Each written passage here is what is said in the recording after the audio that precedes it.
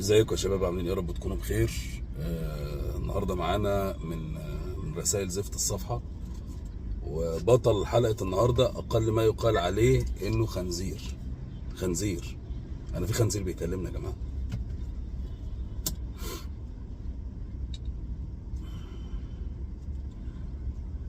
ازيك يا كابتن؟ عامل ايه؟ مقدمه طويله. كابتن انا متضايق قوي، زعلان، نفسيتي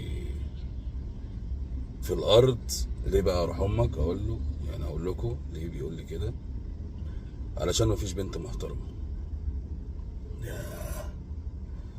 انا حكايتي بتتلخص في اني خطبت 3 مرات، وكل مره بخش البيت وبتقدم من بابه. لا جامد يا راجل، يا راجل يالا.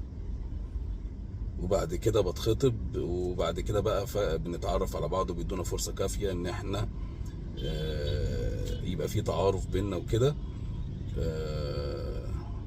وبعد كده بطلب من خطيبتي حاجات، من الاخر يعني بطلب منها ان هو كده، يعني فاهمني كده، حاجات عيب وحرام ويعاقب عليها القانون. ماشي. وهي بترفض طبعا في الاول، فبفضل وراها وراها وراها وبفضل وراها. اول حاجه بفضل وراها لحد ما تحبني قوي، ما تقدرش تستغنى عني، وبعد كده بهددها ان انا هسيبها. طب ما تسيبها، وانت ابو هشيمه بروح امك؟ ما تسيبها يعني. انا مش فاهم يعني، هي هتموت ليه كده عليك يعني؟ بعدين شفت صوره البروفايل يعني الحمد لله الذي عافانا يعني اللهم كما حسنت خلقي حسن خلقي. فانا مش فاهم يعني، ما علينا يعني. فاول ما بيحصل الموضوع ده بسيبها. فانا سالته بقى سؤال، ايه اللي بيحصل بالظبط يعني مش اللي في دماغك يا كابتن. انا يعني مش هي بنت وكل حاجه، بس يعني بيحصل بينا كل حاجه. فحصل الموضوع ده 3 مرات، وانا سبتهم ال3. وطبعا باخد حاجتي وذهبي، لان مفيش واحده فيهم هتقدر تفتح بقها وتقول انا كنت بعمل ايه علشان اهلها. فاهمني انت يعني؟ ده مرتب وعارف. ده خنزير مقصر، خنزير مقصل، يعني من سلاله بيور كده. ماشي. فبقول لها تدهب من سكات، فهي اللي بترفض فهي يعني ما علينا، يعني بيضغط عليها عشان هي اللي ترفض، تقول خلاص انا مش عايزاه، مع الاتفاق بينها وبينه.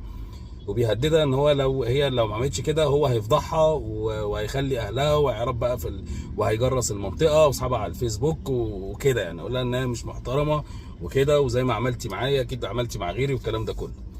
اعمل ايه يا كابتن؟ انا حالتي النفسيه لا انت تولع. تولع تمام. فانا يعني شتمته، فبيقول لي كابتن انا ما عملتش معاها يعني هو يعني انا ما عملتش معاها حاجه، هي بنت زي ما هي، وانا قصدت ان انا اخليها بنت علشان تعرف تعيش حياتها بعد كده. يا اخي والله انت فكرتني بواحد قال مقوله مشهوره جدا: يا اخي اخلاقك العاليه دي احرجت ميتين امي. والله يعني ايه ده؟ ايه ده؟ لا ده ايه الاخلاق بتاعت ميتين اهلك دي؟ طيب انت خنزير. في المقام الاول انا عايز بس اتكلم في حاجه. البنت دايما مش زي الولد، او الست مش زي الراجل. الست دايما بتصدر مشاعرها. فانت واحد هي شايفاك ان انت محترم ودخلت البيت من بابه، فشايفاك انك تمام وانك على حق وانك هتتجوزها.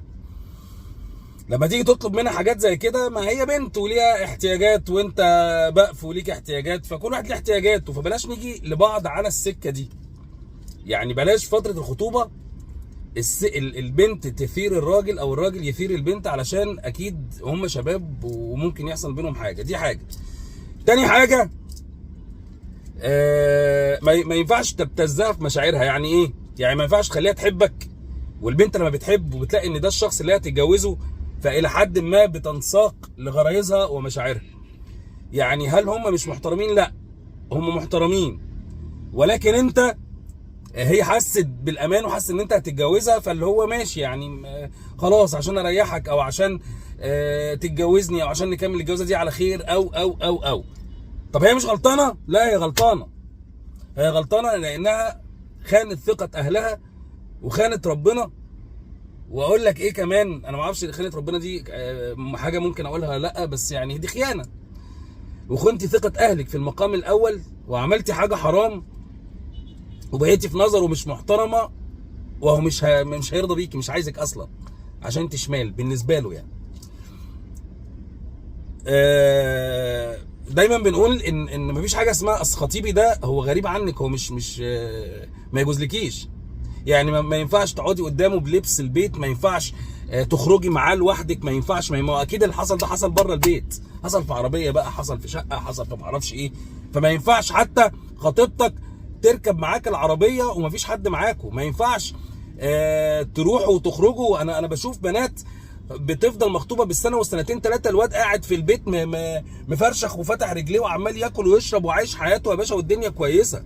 تمام؟ ده هيستعجل بالجواز ليه؟ ما هو في كل حاجه متقدمه له. ده انا بشوف بنات بتسمع كلام خطيبها ما بتسمعش كلام ابوها.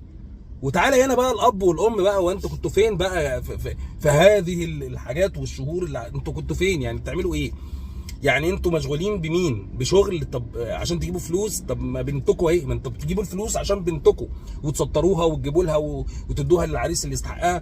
ما هو فين بقى الكلام ده؟ لما البت تبوظ هتنفعك بايه الفلوس اللي انت بتحاول تجيبها؟ وبعدين يعني هو في حاجه اسمها نازله مع خطيبي؟ لا، مفيش حاجه اسمها نازله مع خطيبي. في حاجه نازله مع خطيبك، اخوها يبقى معاها، امها تبقى معاها، ابوها يبقى معاها. ما فيش حاجه اسمها نازله انا وخطيبي وراح انا وخطيبي وجاي انا وخطيبي. فانت خنزير طبعا، غلطان في المقام الاول، وهي غلطانه انها قررت انها تديك حاجه مش من حقك دلوقتي، وارتكبت حاجه غلط وحرام. واهلها دول غلطانين ان هم سابوك وفتحوا لك البيت كده، وتعالى وروح مع خطيبي وتعالى مع خطيبي وده خطيبك ومش لا مش خطيبك يا روح امك انت وهي. وانت يا عم الحاج في ايه؟ والام يعني الاب والام فين دورهم في الموضوع ده؟ اهي بنتك بقت قدام الواد ده شمال، وهي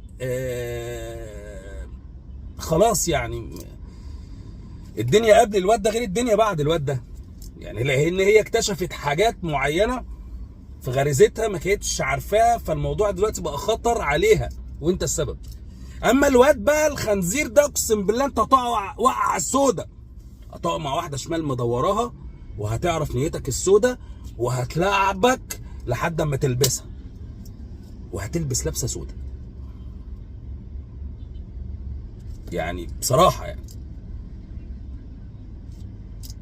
انتوا ثلاثه غلطانين، بس انت خنزير. انت ما تقارنش الغلط في المقام الثاني للاب والام اللي ما عملوش كنترول على بنتهم، في المقام الثالث البنت انها امنت واحد خنزير زي ده.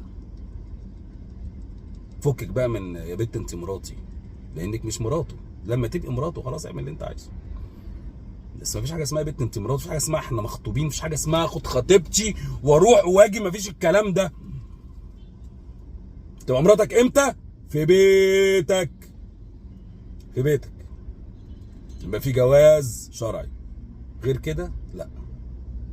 وانت هذا خنزير يا اقسم بالله العظيم ثلاثه، والله العظيم انا لولا بس ان دي اسرار وده سر انت امنتني عليه